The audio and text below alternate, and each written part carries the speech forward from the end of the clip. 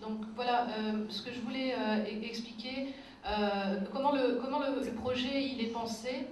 En fait, l'idée c'est un projet pour pouvoir donner de l'assistance juridique gratuite à des demandeurs d'asile, donc bien spécifique. Ce sont des gens en procédure d'asile. Hein, les réfugiés, il y a d'autres formes d'assistance juridique qui peuvent exister. Mais le projet, il est né d'études de deux Américaines qui ont mené des études sur le terrain, et notamment dans la région de l'Oriental, et qui ont mis en lumière le fait que les demandeurs d'asile sont des personnes qui ont besoin d'assistance juridique, et au Maroc, il n'y avait pas réellement d'avocats, effectivement, ou de juristes qui s'impliquaient là-dedans, et de manière aussi bénévole, puisque c'est des populations qui sont grandement démunies.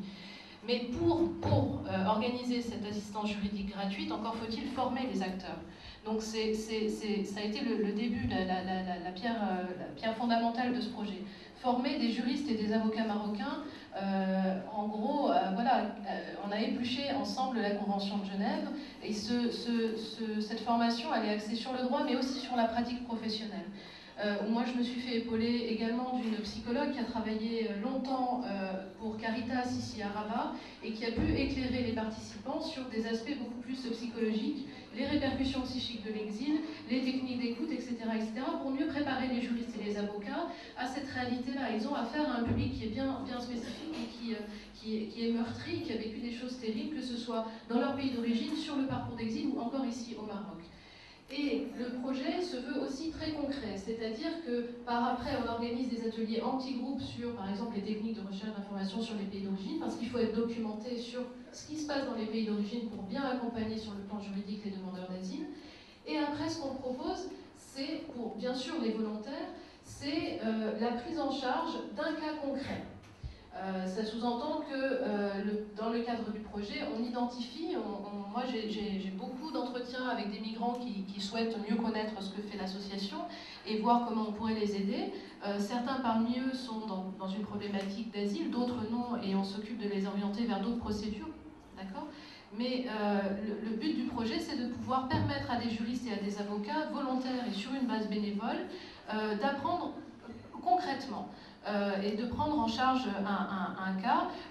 Et évidemment, nous, l'association, on est là pour assurer, c'est un travail un peu en binôme, pour assurer la formation continue, le soutien technique et juridique, etc. Et ces acteurs-là sont les acteurs de demain. C'est-à-dire que moi, et ils sont là auprès de moi à la table, parmi ces juristes, Soukaina El Alaoui, par exemple, m'a accompagnée lors de la formation. On a lancé une nouvelle session de formation à Rabat au mois d'avril et au mois de mai. Et mademoiselle El Alaoui, qui a été formée en septembre-octobre et qui prend actuellement en charge l'accompagnement juridique d'un cas, m'a accompagnée dans le volet formation. Donc on est vraiment dans une logique de renforcement des capacités, et les acteurs d'aujourd'hui, ce sont eux qui vont former leurs confrères et les juristes de demain. Et on pense que c'est comme ça que ce projet va pouvoir se pérenniser. Maintenant, je ne sais pas si l'un d'entre vous veut peut-être témoigner puisque c'est un petit peu une première pour... je ne sais pas, je vous laisse la parole. Il y a dans la salle aussi d'autres juristes qui ont en charge un cas. Madmad, Centre UNESCO. Ça marche? Khadija El Madmad, Centre UNESCO, droit et migration. Je tiens premièrement à féliciter l'association Droit et Justice pour cette initiative et pour tout ce qu'ils ont fait depuis leur création en septembre 2013.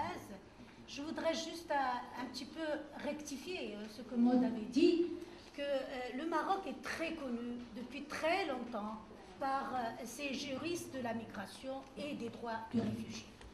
D'ailleurs, je pense que pour le HCR, il y a très longtemps qu'il y avait un comité d'experts en droit des réfugiés ici à la délégation. Donc, la formation, je pense qu'on est parmi les rares pays arabes et même par rapport à l'Europe où on avait organisé des formations pour les juristes depuis les années 80. Donc, c'est-à-dire, c'est pas un terra nullus dans ce domaine. L'OMDH, les autres, la MDH ont beaucoup travaillé sur cette question. Les formations ont toujours été faites. Le Centre UNESCO Droit et Migration, donc, et le résultat de plusieurs institutions qui ont été fusionnées, notamment la chaire UNESCO droits humains, migration et droits humains, le doctorat spécialisé en droit de la migration qui travaille avec l'université d'Oxford et dont Barbara Herald-Bond était l'une des initiateurs de ce programme et qui travaille avec l'association.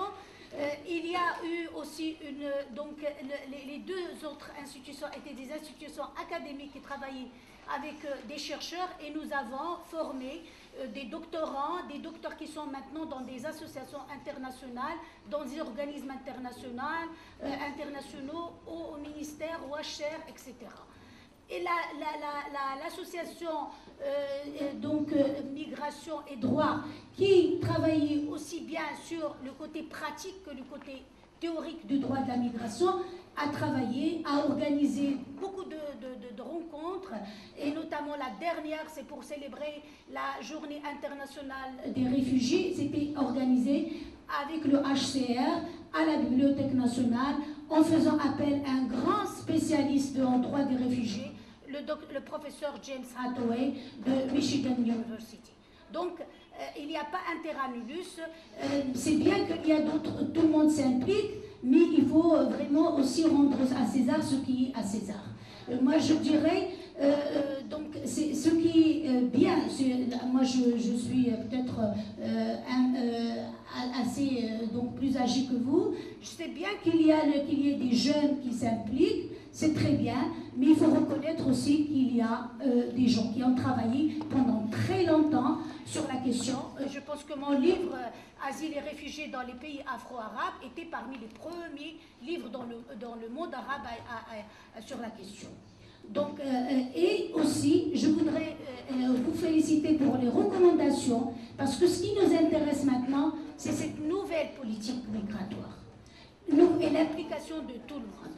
Ce qui un peu a déçu ces dernièrement, c'est le manque d'association des experts marocains dans le domaine à la préparation de cette politique.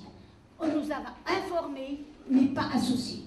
Les projets de loi dont vous avez parlé, des experts étrangers, que certains nous avions formés même à l'étranger, ont été sollicités pour donner leur avis, mais pas les experts marocains. Et le Maroc est très connu par ses expertises dans tous les domaines de la migration, aussi bien l'économie, le droit, la sociologie, ils sont très connus mondialement. Malheureusement, c'est là ce que nous pourrons peut-être un peu critiquer ou remettre à l'ordre, c'est la non-implication des experts marocains. Pourquoi? On ne sait pas. Moi, personnellement, dans mon domaine, j'en ai parlé aux gouvernementaux de dire associer les Marocains, parce que c'est une politique nationale. Le roi lui-même, dans ses orientations, avait demandé à ce que tous les acteurs sociaux soient impliqués, mais il y a eu des exclusions. Ça, je pense qu'il faut le dénoncer. Dénoncer les exclusions des experts marocains à la préparation des lois. Moi, j'ai peur. Ce qui me fait peur, c'est qu'on va avoir des autres lois 0203. J'étais là parmi les premières personnes à avoir critiqué la loi 0203 en 2003. Ma critique est sur l'Internet. Et parce que, justement, on n'avait pas associé la société civile. Alors que la Constitution, maintenant, c'est devenu notre droit. Le droit de participer, de tout le monde participe à la production juridique du pays. Je pense que c'est dans ce sens-là, il faut ajouter une recommandation, que les experts marocains, les acteurs sociaux marocains, la société civile marocaine, que ce soit à Casa, Rabat ou ailleurs, à Oujda, ont toujours été très actifs dans ce domaine. Donc, il faut demander à ce que tout le monde soit associé et que ce ne soit pas une chasse gardée, ces projets de loi, de certains bureaux. Donc, moi, c'est ce que je pense qu'il faut associer les Marocains. C'est-à-dire, c'est bien d'avoir les experts étrangers, mais le Marocain, je pense qu'il a son point de vue sur la question. Merci beaucoup. Je représente le ministère chargé des Marocains résidant à l'étranger et des affaires de la migration. D'abord, j'aimerais féliciter l'association Droit et Justice pour l'organisation de cette journée qui coïncide avec la célébration internationale de la Journée mondiale des réfugiés. Et pour préciser, le ministère est en train et en cours de mettre en place une stratégie nationale sur l'immigration. Par rapport à ce qui a été dit, cette stratégie est en cours de mise en place en concertation avec tous les acteurs, la société civile, les chercheurs, les universitaires et les départements concernés. Pour ce qui est des avant-projets de loi, il s'agit d'abord des avant-projets de loi. 2 avant-projets de loi sont déjà dans le circuit législatif. Il s'agit d'abord de l'avant-projet de loi sur l'asile et l'avant-projet de loi sur la traite des êtres humains. Et ces 2 avant-projets de loi ils sont mis dans le circuit législatif en concertation, je précise encore, en concertation avec la société civile et avec les acteurs concernés. Et merci. Ivoirienne. Et je voudrais saluer Droit et Justice pour le travail colossal abattu jusque-là. Et je voudrais dire que jusque-là, je n'ai pas encore perçu l'avenir du demandeur d'asile. Tout a été dit, mais ce qui est dans ce document s'appuie sur ce que vit le demandeur d'asile, ce qu'il vit actuellement. Mais que lui réserve l'avenir? Parce que ce qu'il vit actuellement sont la difficulté. Même le témoignage du demandeur d'asile, c'est ce qu'il a vécu, c'est ce qu'il vit. Aujourd'hui, il a l'asile. Qu'est-ce qu'il attend demain? Qu'est-ce qu'il attend demain dans un avenir proche? Parce que nous sommes déjà dans le long terme. La procédure, elle est longue, elle est très longue. Alors, dans le long terme, quels sont les espoirs du demandeur d'asile?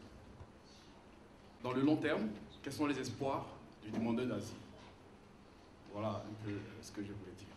Merci. J'ai 2 questions. Une première sur, à travers votre travail de terrain, vous tournez un peu partout, à Oujda, Nador et Rabat Casa. Est-ce que vous avez des estimations sur le nombre de demandeurs d'asile, des gens qui seraient candidats à demander l'asile au Maroc? Est-ce que vous avez des estimations plus ou moins sur le chiffre? Et une autre question sur, il y a une lenteur du côté marocain, mais comment vous estimez et vous évaluez le travail du HCR? Le HCR maintenant, il a des prérogatives un peu plus élargies, plus ou moins élargies, mais comment vous estimez le travail du HCR? Et on aimerait bien écouter un peu comment vous accompagnez ces 7 demandeurs d'asile. Merci. Très bien. Le HCR qui souhaiterait intervenir pour répondre à cette question. Sur le nombre de demandeurs d'asile rapidement, nous, on a effectivement, avec certains acteurs qui ont fait le déplacement, El Husseima, il y a Asticud également qui est ici de Nador. On essaye d'avoir une action du côté de l'oriental. C'est très, très difficile d'estimer et en plus les populations sont très mouvantes. Donc pour avoir fait une session sur le terrain très récemment, il y a effectivement des gens qui verbalisent des craintes en cas de retour, mais les flux sont très, très mouvants, donc c'est très difficile. Honnêtement, on n'a pas la prétention de donner des chiffres, on dirait des bêtises. Je vais peut-être laisser la parole à Mme De Brix pour le HCR pour répondre, et après peut-être l'une d'entre vous pourra témoigner de son expérience dans le cadre de l'accompagnement. Après on prendra une dernière question, je pense, et on vous invitera à la pause café. Il y avait la question je pense, du Gazem, et après... J'aimerais tout d'abord féliciter Droit et Justice pour cette initiative de former des juristes et des avocats pour accompagner les demandeurs d'asile dans la procédure. Je pense que c'est une très bonne initiative et certainement nécessaire aussi dans l'avenir quand le gouvernement marocain va prendre quand même cette responsabilité de traiter les demandes d'asile. Brièvement, parce qu'il y a beaucoup de questions quand même qui ont été posées, qui ont partiellement aussi été répondues par mon collègue. Alors, pour l'accès à la procédure d'asile qui est limitée à Rabat, Je confirme que aussi pour l'UNHCR, c'est une question qu'on s'est posée et c'est clairement aussi un vide de protection qui existe au niveau de l'accès à la procédure d'asile. Dans le passé, l'UNHCR a essayé d'avoir une présence à la frontière, mais on n'a pas pu obtenir l'autorisation. On a pu remédier à cette non-présence à la frontière à travers la société civile, aussi le partenariat qu'on avait avec l'OMDH pour le référencement des demandeurs d'asile vers Rabat pour qu'ils avaient la possibilité de se faire enregistrer. En ce qui concerne l'après-septembre 2013, parce que quand même, avec cette nouvelle politique, ou cette nouvelle volonté politique qui est là, il y a beaucoup de changements. On est en pleine transition. Alors, il y a certaines étapes qui ont été franchies. Premièrement, il y a eu une commission ad hoc interministérielle qui a travaillé sous la présidence du Bureau des réfugiés et des apatrides, qui a été réactivée pour traiter la régularisation des réfugiés qui étaient reconnus avant sous le mandat de l'UNHCR. Ces réfugiés ont pu être auditionnés et ont été recommandés pour régularisation. Je laisse aussi peut-être la parole au Bureau des réfugiés et des apatrides pour répondre à la question des réfugiés qui n'ont pas encore pu obtenir la carte. Mais quand même, il y a une bonne partie des réfugiés qui ont pu obtenir la carte des réfugiés donnée par le gouvernement marocain, qui a aussi donné accès à la carte de séjour et j'espère aussi après aux autres droits qui sont inclus dans la Convention de Genève. En ce qui concerne les titres de voyage, un titre de voyage est issu par un État. Alors j'espère aussi que parmi les étapes à suivre, maintenant que les réfugiés ont été régularisés, je parle que de ceux qui ont été reconnus par l'HCR avant, qu'eux aussi, ils puissent avoir accès à un titre de voyage qui sera émis par l'État marocain. En ce qui concerne les dossiers en cours, parce que quand même, c'est pas parce qu'on a fait une première opération de régularisation qu'il n'y a pas d'autres demandeurs d'asile qui se présentent et qu'il n'y a pas d'autres réfugiés qui ont été reconnus après septembre 2013. Alors, l'UNHCR, pour l'instant, pendant la transition, on essaye d'éviter des vides de protection. Alors, on continue l'enregistrement des demandeurs d'asile, au moins pour qu'ils soient documentés et pour qu'il y ait une protection quand il y a, par exemple, des contrôles d'identité.